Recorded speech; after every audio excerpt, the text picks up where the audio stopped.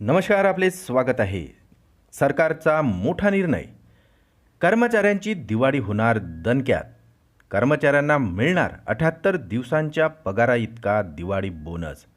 तर 2 महिन्याच्या पगाराच्या जास्तीचा बोनसही कर्मचाऱ्यांना मिळणार. चला तर पाहूया ही आनंदाची बातमी. त्यापूर्वी चॅनलला नवीन असाल तर सबस्क्राईब करायला विसरू नका आणि नवनवीन अपडेट मिळविण्यासाठी बेल आयकॉनला प्रेस करायलाही विसरू नका. ही अत्यंत आनंदाची बातमी आपल्या सहकारी मित्रांना शेअर करून व्हिडिओला लाईक करायलाही विसरू नका. सरकारी कर्मचाऱ्यांसाठी आता सरकारने एक महत्त्वाचा निर्णय घेतला असून कर्मचाऱ्यांची दिवाळी दणक्यात साजरी होणार आहे. कारण सरकारच्या माध्यमातून कर्मचाऱ्यांसाठी मोठे बोनस जाहीर केले असून त्यामुळे आता कर्मचाऱ्यांमध्ये आनंदाचे वातावरण निर्माण झालेले आहे.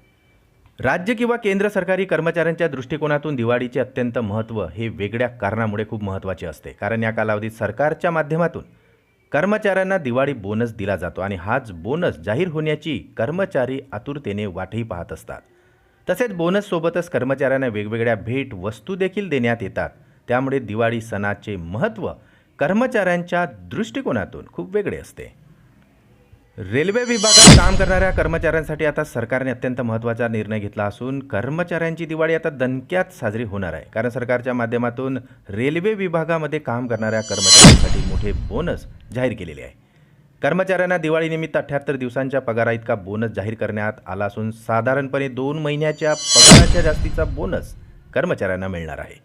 मिळालेल्या माहितीनुसार आता या निर्णयाचा फायदा देशातील 11.72 लाख रेल्वे कर्मचाऱ्यांना होणार आहे.